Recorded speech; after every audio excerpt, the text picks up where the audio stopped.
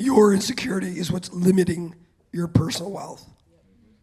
It's just happened to me. Pastor will tell you it happened to him. Everyone goes to that crossroads.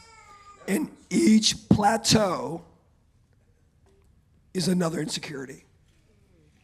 Because you wonder, well, what am I going to do with that? How am I going to handle that? How am I going to handle all these things that I'm responsible for? If you're obedient to God, he will present people in your life that will handle it. You know why some people are homeless? It's not because they want to be. You know what they're scared of? Success.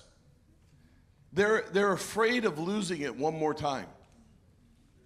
And so it's easier to stay in a place of poverty than it is to succeed and have a fear that you're going to lose it all over again. And that's why people are addicted to homelessness, because it isn't an issue of them having a way out, because there's every program in the world to get out. McDonald's hires all the time. Or hear me. But what happens is people get into a place where they're like, but what if I succeed? Matter of fact, there's probably more people in here that are afraid of succeeding because they're afraid they're going to fail. That's your insecurity. And actually, it's your lack of trust in God. Right. Why would God cause you to be saved, born again, filled with the Holy Ghost, have the Word of God, give you the wisdom of heaven and the resources of heaven to drive you to the bus station and give you a one-way ticket to failure? No, he's going to cause you to succeed in every area, but you have to trust him. So when he tells you to take a great big step here and do something that is very uncomfortable for you to do, you've got to trust God. And in the midst of that, he'll deal with your character, so that when you do arrive, your character can handle the success that he gives you, so that it's in proper order. And you don't become an idiot because you made a lot of money and suddenly you're doing cocaine again. No, I'm being serious. No, I'm being very serious about it. True. And then you're like, see, I knew it. I knew that if I got rich, I would fail. No, it wasn't God, it was you. Come on, somebody. God doesn't get you to the place of success so that you can be an addict again or to fail. Everything he does is for you to succeed, but you have to allow him to have his way in your life and your heart. And that's why, and I'm going to be honest with you, and that's why it's important that you're in the right house. So you have to be in the right house where they're not. I'm not afraid to rebuke your lack of character, because you're not going to take your business to heaven. You're not going to take your money to heaven. You're not going to take your house to heaven. You're not going to take your cars to heaven. You're not going to take this church building to heaven. But the only thing you get to take to heaven is your character. Well, the relationships, yes, they're there also, but what builds the relationships is character. You have to have character. You look in the Bible, the great men and women of God that were successful is because God dealt with their character. Amen? Peter was a fisherman. Nobody knew who he was. Just the guy that sold fish. The best business day he ever had, Jesus said, follow me. But how many of you know Peter is a fisherman or is an apostle? How many of you know him as just a fisherman or the apostle? Which one is it? Apostle? Yeah, you know why? Because that was God's grace on his life. Understanding, when God makes you that, that's what you're remembered as, is what God makes you. Not what you make you.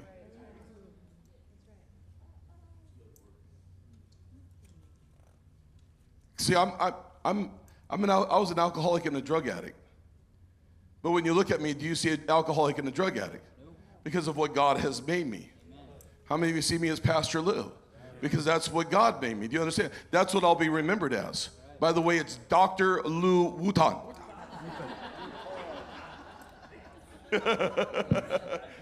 It's weird. Oh, God, that's funny. Manage your cash. You got to manage your cash. Oh, yeah, it's perfect. Next slide, please. Okay. I repeat the same thing because I'm going to embed it in your head in a minute. Why? It's forecasting, align budget and goals. The planning. It's all about this planning, the zero-based budgeting. Reviewed, all these things are just steps. It's all common sense stuff. But the truth is, the one slide I'm going to show you is the budget I use. It's a physical budget that I do with all my friends, but secondary, any business that I am looking at, I will take the principal that I'm talking about the business with and say, let's do a budget. And it's real simple. If you guys email me, I'll send you these forms. They're really easy to use.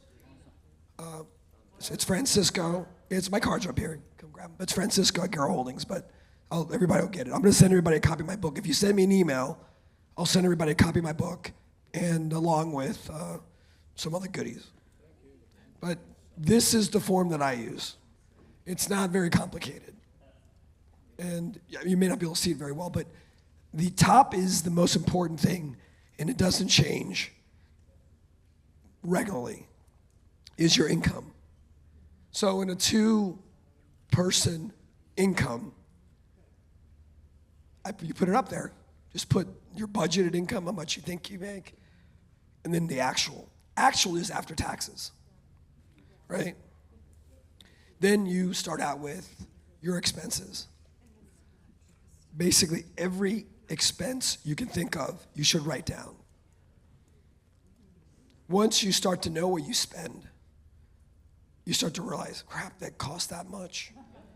And then when you also realize all the monthly services that you buy, like, the different, HBO, Cinemax, blah, blah, it adds up, I'll give you a funny example. The other day I sign every check to every one of my businesses. If I'm not there to sign it, there's a process. There's a secondary person that can sign them. But I do look at what's being cut. It's a practice that I do to teach others. Don't let your finances out of your control, because that's how the devil sneaks in. But I'll give you an example. I'm sitting there, and I look at my phone bill, my cell phone bill. And remember, I'm doing this in front of my accountant, a new accountant that's been there now 6 months. So I'm kind of showing her how I look at every expense. And I said, I decided to call AT&T with her present. And I called him, a very friendly guy on the phone. And I talked to her, and I said, look, I'd like to reduce my cell phone bill. Why is it $450? Why? I do have a couple of iPads and phones and things. And just because I asked the question nicely enough, she said, let me look at it. You've been a customer a long time. She says, I think, you know what? We can shave this, we can shave that. I don't want to, I need unlimited. I cannot be I can't let my bandwidth be altered because I do a lot online. She says, okay, here it is, $176.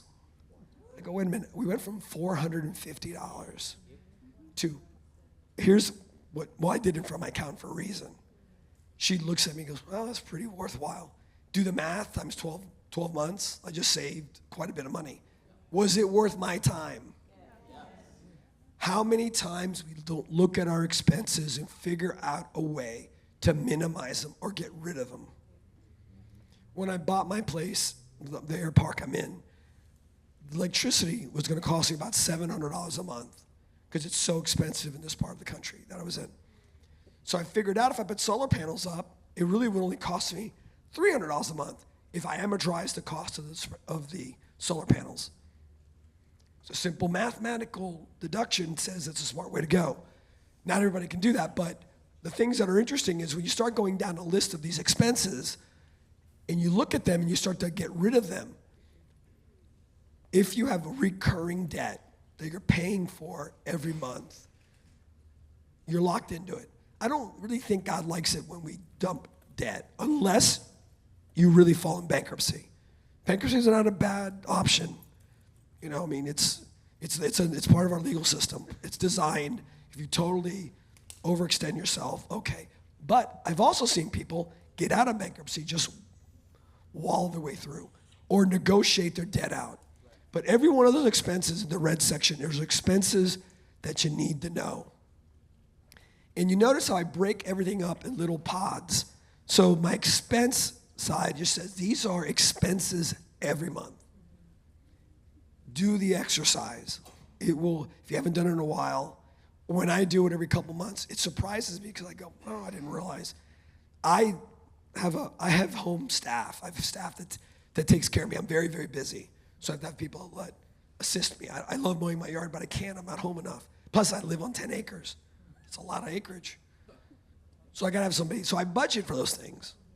My lifestyle lets me do it, but I also don't have an extravagant lifestyle, meaning I don't overextend. I live very modestly. It's just the way I am. I mean, it's not that it's something wrong with being a little more flamboyant, but when you're the guy in the neighborhood with a helicopter at home, it's kind of as flamboyant as you can get. But I use those helicopters it's one of my businesses. I buy and sell helicopters. So it's a hobby that turned into a business. But everything on the left, you gotta go. You gotta know. It'll blow your mind when you start looking at your car payment. Does anybody know what's called the snowball effect on paying bills? You know, right? So those that don't know, if you've got, say, 10 credit cards or just 10 debts, which one do you pay off first? The smallest. Yep, the smallest, or the smallest interest. Yeah, but generally, just the smallest amount. And the reason why you do that is when you pay off the smallest, pay your minimums on the rest, pay off your smallest ones. And before you know it, you're done out of debt. The mathematics really work well. It's a common thing in budgeting. Get out of debt. And when you go back into debt, you're going to be a lot more careful of getting into debt and managing debt better because you realize how painful it was to get out of it. You know? So that green section on credit card, I use a credit card because I travel a lot. Actually, I carry two with me. American Express and a regular Costco card. I love Costco. And I pay them off every month. So I don't carry anything forward. Obviously, I use the points from my Costco card because I love going to Costco, but that part right there, you've got to, if you overextend yourself, that's where it starts. The credit card, it is an evil thing. The interest rates now, they're letting 38%. Is that crazy? And that's what they're doing. The next section are variables. Okay, variable expenses. Secondary expenses that are not going to be permanent. Like, pretend you have a kid who's turning 18, he's going off to college. He'll kind of fall out of you having to pay for his things because it minimizes expense or it increases, right? That's where you look at those numbers and you go down it. I go down to even pet supplies. I mean, it's a cost. I'm so close on my budgeting that's usually off by $100 because there's certain things you just can't time, But it's not hard to do. I mean, if I can do it, anybody can do it. But at the bottom, those two shows you exactly your total cash out and what's left. Everywhere I go and we do this exercise, it usually shocks people how little it's left. But they still don't know how they're still surviving. It's because they're building debt. And debt is that creepy little demon in the closet that will occur. You have to stop it. You just have to say, Lord, I do not want this demon in my life anymore. I rebuke it. I want prosperity. Help me get my way out. What's really funny, yesterday as I left pastor, I had this overwhelming sense that I believe that the Lord's going to give this church $30 million. Did I not say it? He's going to $30 million will come to this door. It's going to happen. I just know it will. The reason why I know this will happen is how many times has this happened in your life that you had a need and it just appeared, right? It's amazing. Supersize it. Know this, and God will deliver you out of it. But you got to be able to identify it because you still haven't learned the lesson if you don't identify it. That's why I preach this a lot. Usually I have a breakout session where we sit down and everybody does their budget. It takes a little while because it's about an hour long, because then we talk about how do you divide your electric bill and how do you divide up certain expenses. Then we talk about taxes, which is a whole other conversation. I pay a lot in taxes now because I'm back in the States. I used to live in Puerto Rico half the year because I only paid 4% tax. Now I lost my superpowers. Now I'm back to being like you guys. So I'm formulating my structure in an irrevocable trust that holds all my companies. And it's a little bit of finagling, but it's all done through lawyers and accountants and things. But I'm always looking for ways so I could give back if I'm on a high tax bracket.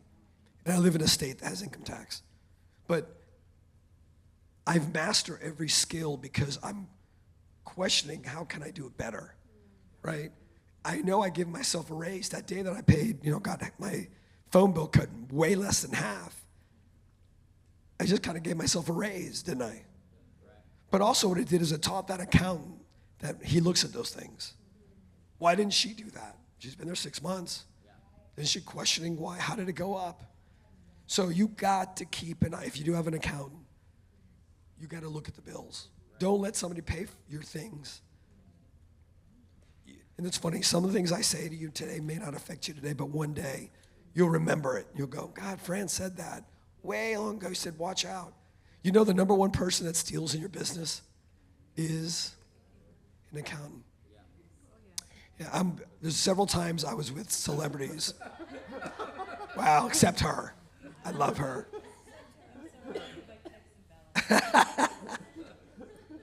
Well, what I mean is in a small business, yeah. Small businesses, the accountant usually is, whenever I acquire a company, I always, I come in, we take it over. I always say, stand by for the second set of books to come out. They always come with extra debt that they didn't tell me about. And what I do in my agreements with them is I have a thing called errors and omissions. Because I'm acquiring business usually in duress, there's no time for me to verify everything.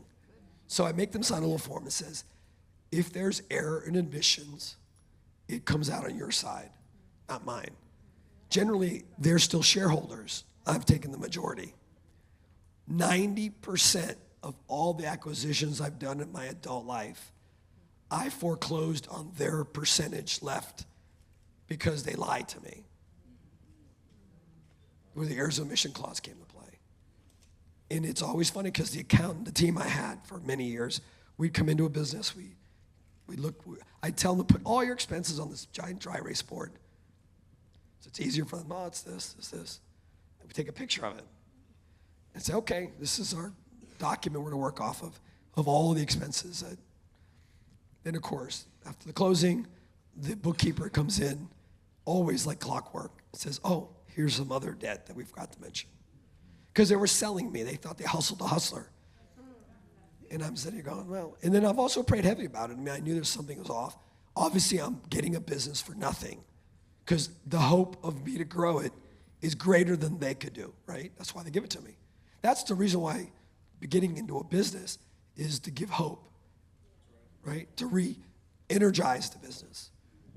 But if you don't master this, you are then doing girl math in your head. And I'm gonna tell you something crazy. The majority of businesses, I read not too long ago, 78% of businesses run unbudgeted. Wow. Meaning the owner does not know how much it costs him to run that business every day. You need to know that number. Now, the older your business gets, you kind of know. You just kind of know because you haven't increased anything.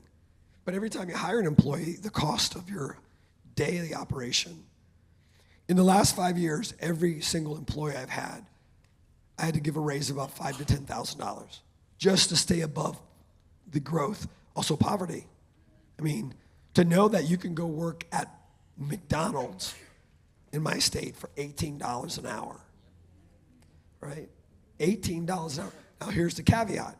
You're only gonna work 30 hours. They don't want you to be full-time because then you get benefits. But still, if you're a kid, you know, you guys know, you have In-N-Out here, right? Okay. I used to make, again, I'm getting into niche businesses. I used to make all their t-shirts, like all the employees. They had that many t-shirts. They have so I bought a t-shirt manufacturing plant. I knew the owners. I said, can I do? So I made all their shirts. And I started to become very comfortable with them that I started to ask them some managing questions. Their university for students, if you have a kid, put them to work there. Their management program, it's like Fortune 500 training.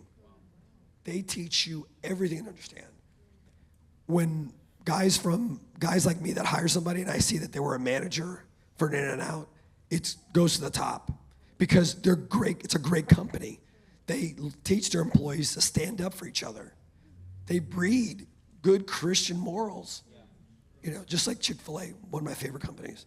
They're from my part of the country. So, you know, they stand up to, they close on Sundays. They're very successful. People that have a loyal customer base because they did all the things right. So I can't emphasize more on the budget planning because it's what's made me who I am today. I have an excess because I've done that in the past. And for some reason, when I did that, it unleashed the potential for me to earn. Next slide, please.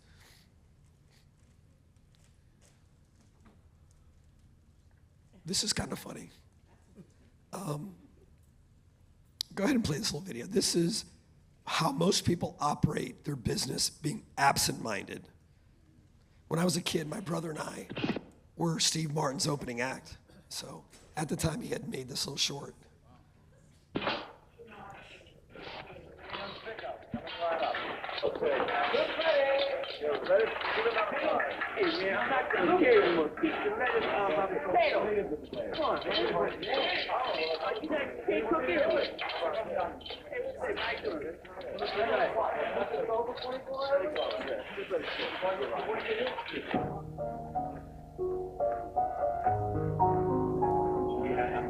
Mr. Cates, how nice to see you again so soon. Good evening, Carl. This is my wife, Susan. Hello. Good evening, madam. Rosie. The name is Jacob here. Right on. Yeah, right. Hey, what's cooking? Here. You busy?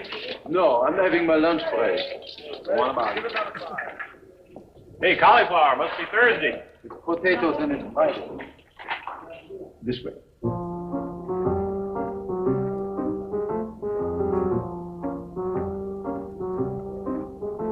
Carl, is Stephen still here? Yes, Mr. Cates, he is. We'd like his table, please. As you wish, sir. Hey, Naomi, my bills add up last night? It didn't work last night. It didn't work last night. No. Have you seen my tie?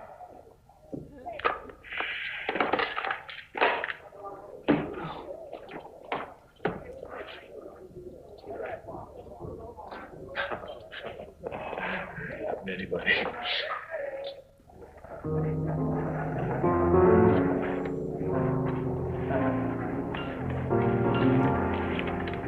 Thank you, Carl.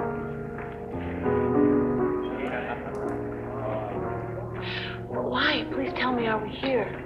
I mean, what is so special about this place? You're in for an unforgettable experience. This is the most absent-minded waiter I have ever seen. Steve, table 19, party of two. Right away, please. Maintenant, table 19, all right? Table 19. Expensive restaurant. Pay a lot of money to come in here. They're expecting a professional waiter, so here we go. Professional food service. Water.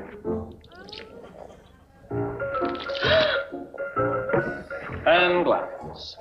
Good evening and welcome. Now, would you like to see a menu? Yes, we would, please. But first I'll take your order, save a little time on that. Excuse me. Now, what would you like? I'll just have the New York steak medium. with a small spinach salad. Very good. And for Madam? Well, I'll have some rare roast beef and avocado vinaigrette. Excellent. Now, what would you like? New York steak medium and a small spinach salad. That's a popular dish. Another fellow just ordered that. Now, would you like something to drink? I'll have a martini. We'll have 2 martinis. 2 martinis. Now, would either of you like anything to drink? We'll have 2 martinis. 2 martinis. Excellent.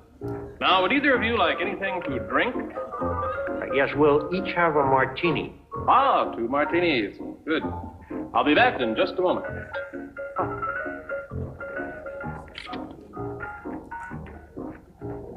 Oh, excuse me. Be back with your appetizers in just a We moment. didn't order appetizers. Would you please tell me what's going on here? George Manos brought me in here a couple of weeks ago. It was incredible. All right. Here's your drink order. 1, 2, 3, 4, 5, 6 martinis. And your lard omelet. A lard omelet.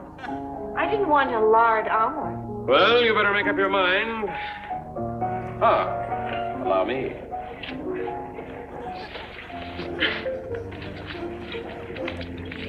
Amazing, isn't it? Yes, it's amazing. It's not very amusing. Ah, what a meal, huh? Save room for a little dessert? How about some nice Dutch sugar jelly cake? It's good for you. Excuse me, but we haven't gotten our entrees yet.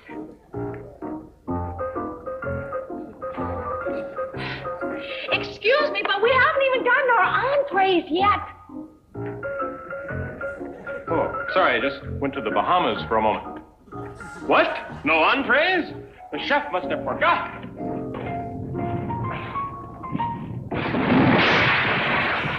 Is this guy crazy or what?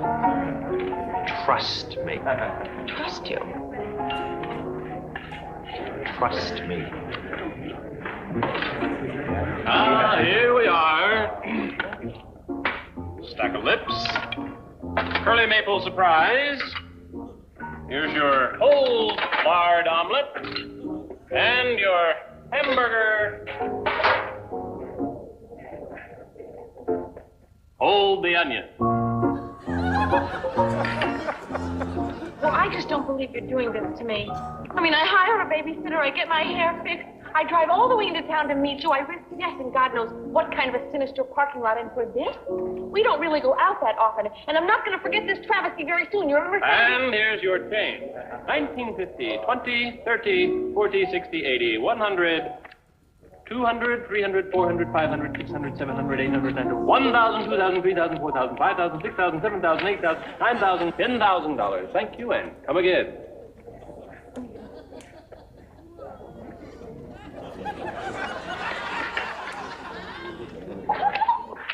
Ah, 2 for dinner? Yes, 2, please. Certainly, sit right down. I'll have this mess cleaned off for you in a moment. Pigs must have been here.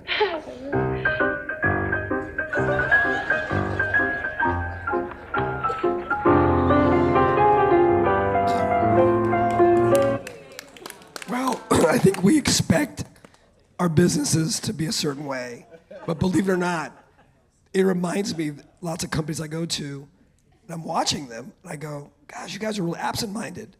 Like, they don't think all the steps that they're missing.